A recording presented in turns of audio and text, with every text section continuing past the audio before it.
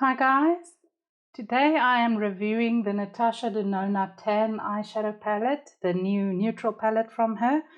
I just wanted to show you what the packaging looked like before I open it. Usually I get my palettes from her in a box. This one's in just like a little bubble wrap packet. Okay, here's what the box looks like. So at the back you have your ingredients, your color shade names, your shelf life is 24 months, and it was made in Italy. So today I just want to do some swatches on this, give you my thoughts on how they swatch, and then do a quick tutorial eyeshadow look just to see how it applies on the eyes, and then at the end I'll give you my overall thoughts and feelings about the eyeshadow palette. Okay, so let's see what the palette looks like. I like this. It kind of gives me 80s vibes.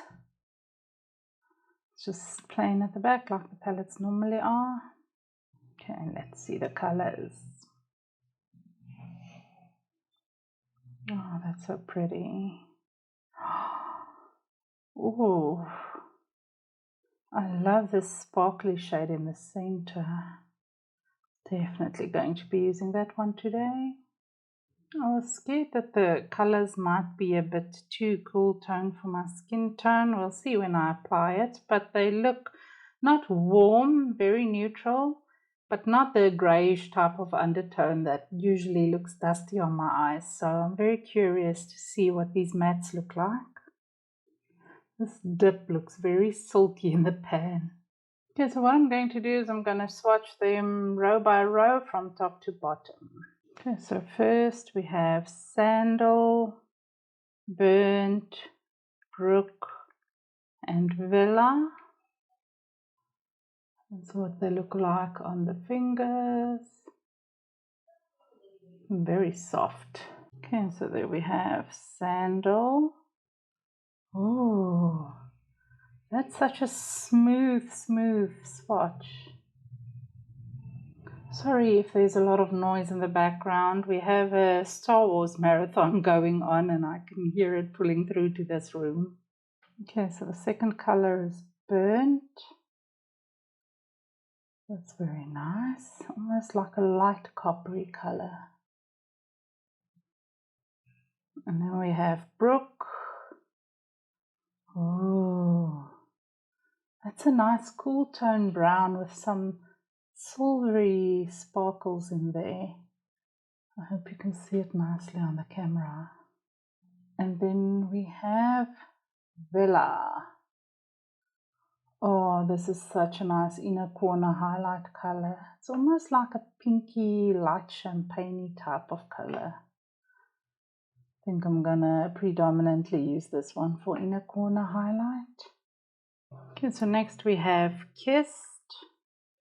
So smooth one, Lazy, Dip, and Spritz. That's what those four look like on the fingers. Oh, the sparkle is gorgeous. Okay, so there we have Kiss. Oh, that's such a nice everyday color. Lazy. That's a nice transition shade for me. Dip. Wow. Oh, this one is so smooth. I like these smooth, creamy shades. It's so pretty. And Spritz. Oh, this one's got the most gorgeous sparkle to it. I don't know if you can see that.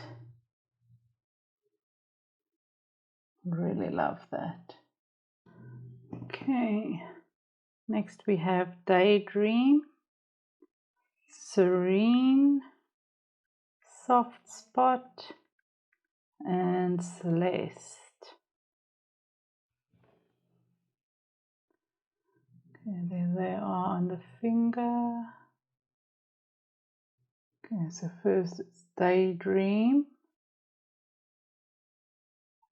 Soft Spot, no, this one is Serene, then Soft Spot, and then Celeste. Oh, that's so pretty. It's a lot like that Villa shade, but it's got so much more sparkle to it. If you look at that Villa shade over there, and it feels slightly warmer than the Villa shade to me. Compare it like that. This one's got a bit of a more pinky undertone. So I think Celeste will also be a nice inner corner highlight shade. And then the last three shades we have are Petal, Toasted, dug a bit deep into that one, and Glide. That's the last three shades. Then we have Petal, Toasted, and Glide.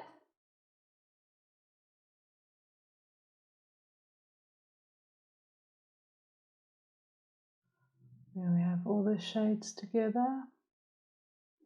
I think it's very beautiful, guys.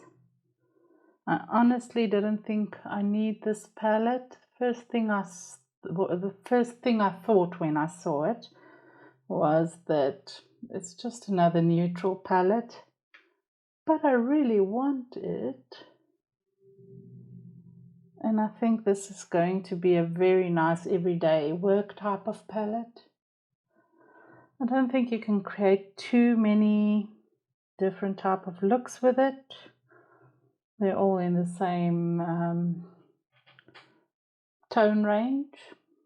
But I think with that sparkly one in the center and this sparkly lighter one over here, and with those deep shades, you can still create some smoky looks and glamorous evening looks, and then you still have your variety of everyday lighter wearable eyeshadow colors.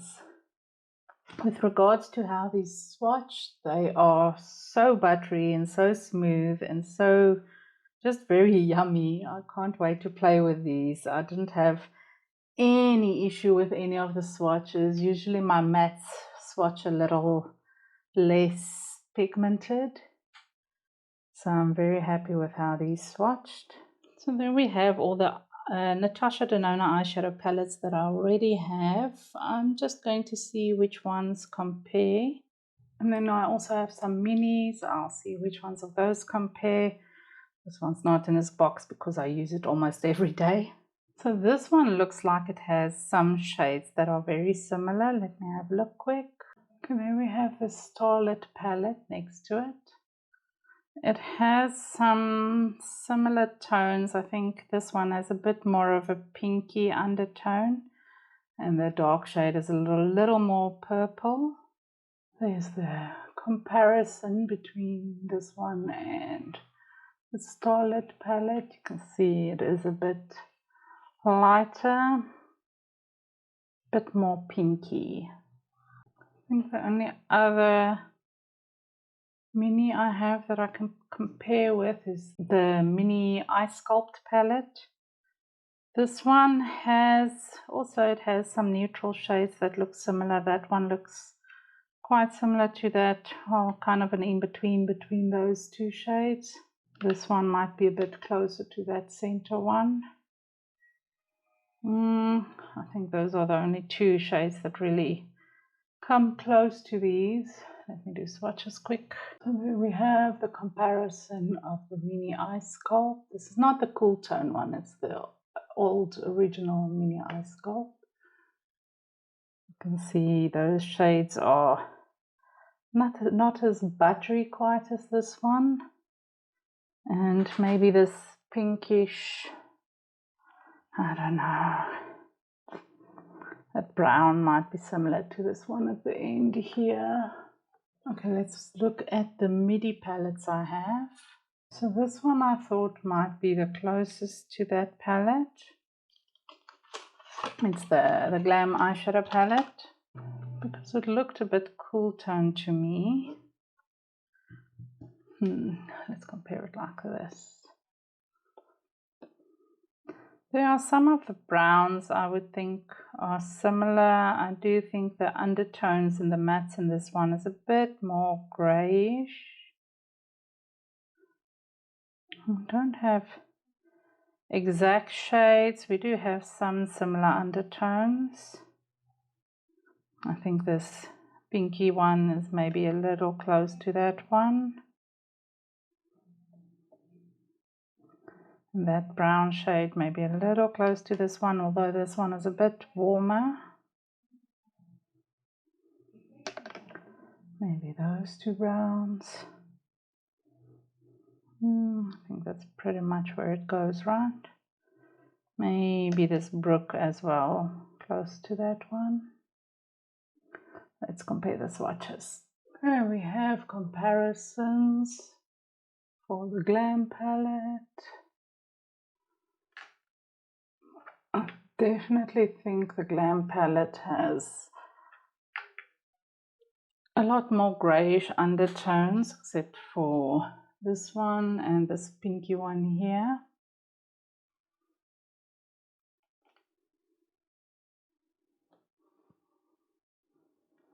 I mean, it's similar, but it's not the same. So that kind of depends on your opinion. If you have this, I don't think you really need this, but there are some different shades, especially if you're a collector. Then I don't think it's too much similar. Okay, I Need a Nude is definitely way more pinky. I think these two shades might be a bit similar. Maybe that one and that one. And maybe these two shades, but not too many shades similar. Okay, so this is the I Need a Nude palette. You can see the shades are a lot more pinky in undertone. Not really the same. Okay, so the Golden palette. This might have some similar tones. I think there's dark browns. This one has a lot more golden shimmery shades. And this one has more browns. This Nubia is close to this Burnt, that one.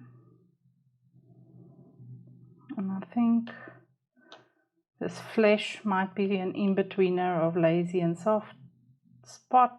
Just a little more pink, I think. And this Aria is close to that Soft Spot also, just a little deeper and a bit more brown.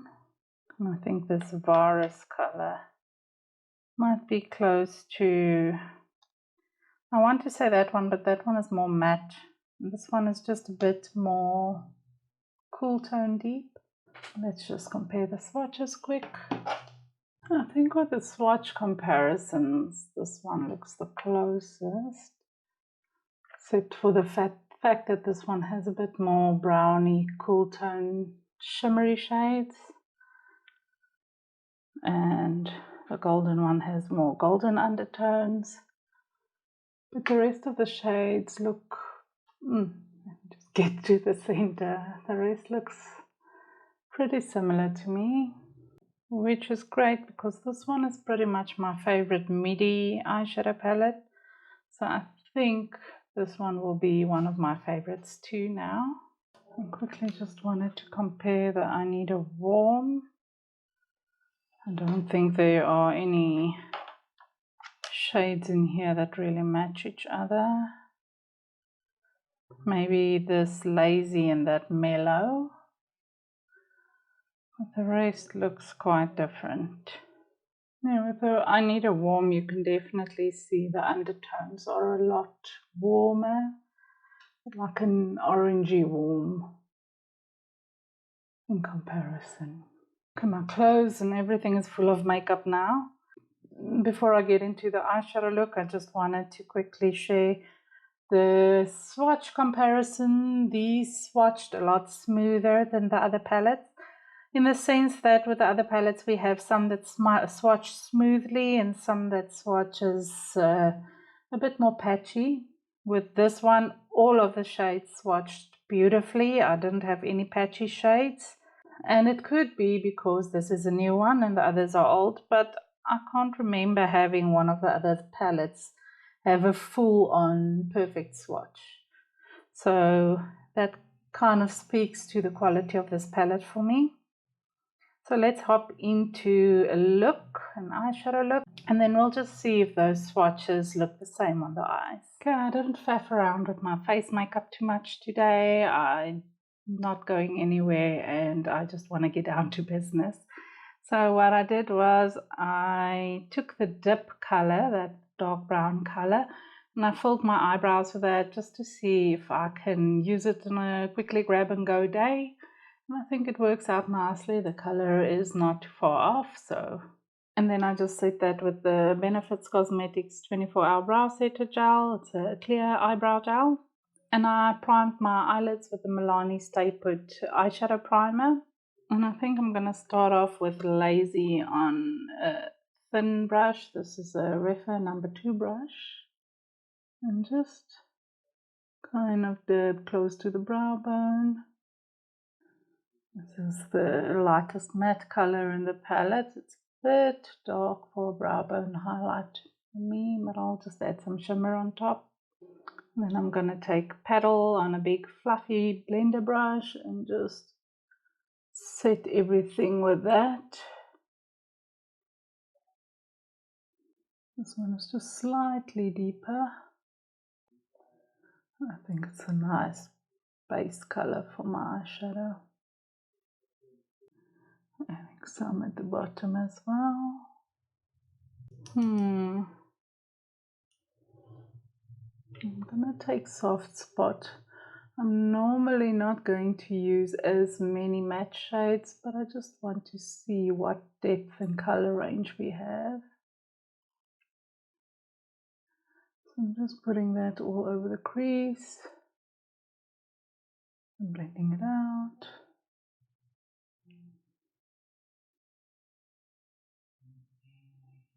And a little under the eye, close to the lash line. Just taking it a bit higher up. I just cleaned that brush off with my Sigma switch. And I'm going to take Sandal on the same brush. This one is a bit deeper. I don't think we need such a depth range. I mean, you could get away with a lot similar looks with less depth range. But I think this gives you a bit more control of how deep you want your shades to be. I'm just going to blend everything out with the first big fluffy brush. I'm not getting that muddiness that I usually get from cool tone eyeshadow shades, so I'm very happy about that. I'm taking Dip on a slightly pointed, this is like an eyeliner brush, but it's a smudger eyeliner brush. So I'm just going to use that to deepen out on the lash line. I think you can easily use this color as an eyeliner color if you like brown eyeliners. And I'm just going to deepen up this outer V of the eye as well.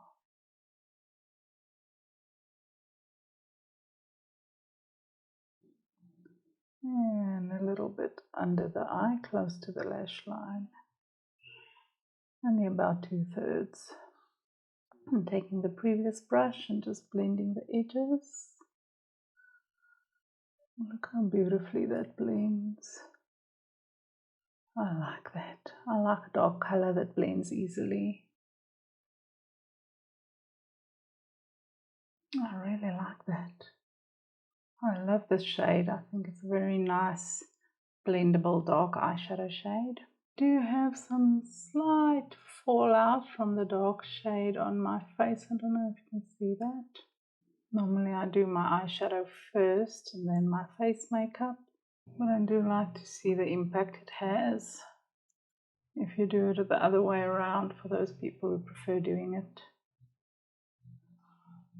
It's not something I would completely write the palette off for. Okay, I'm taking that beautiful sparkly brown spritz color on a finger and I'm just adding that all over the Oh, how gorgeous is that? This is so pretty. I really love this shade. I love a sparkle like that. I'm going to take Celeste on a small concealer brush and just highlight the brow bone a bit with that. Just close to the brow bone. I'm taking Celeste on that same brush. I just cleaned it off with my Sigma switch. I want to get a little bit more sparkle on the inner corner, seeing that the other look has so much, or the other shade is such a sparkly shade. How pretty is that? I love this.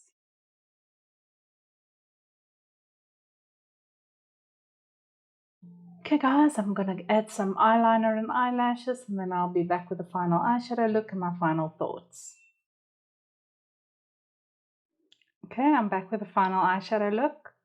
I added some of the Eveline Cosmetics, this two-sided eyeliner. It's got like a heart stamp on this side and just a liquid eyeliner on that side. Added some of that at the top to wing my eyeliner. And then I added some of the Eveline Cosmetics waterproof gel eyeliner in the waterline. And I just topped it off with the Legendary Lashes Volume 2 from Charlotte Tilbury mascara on the eyelashes. And that's what it turned out like.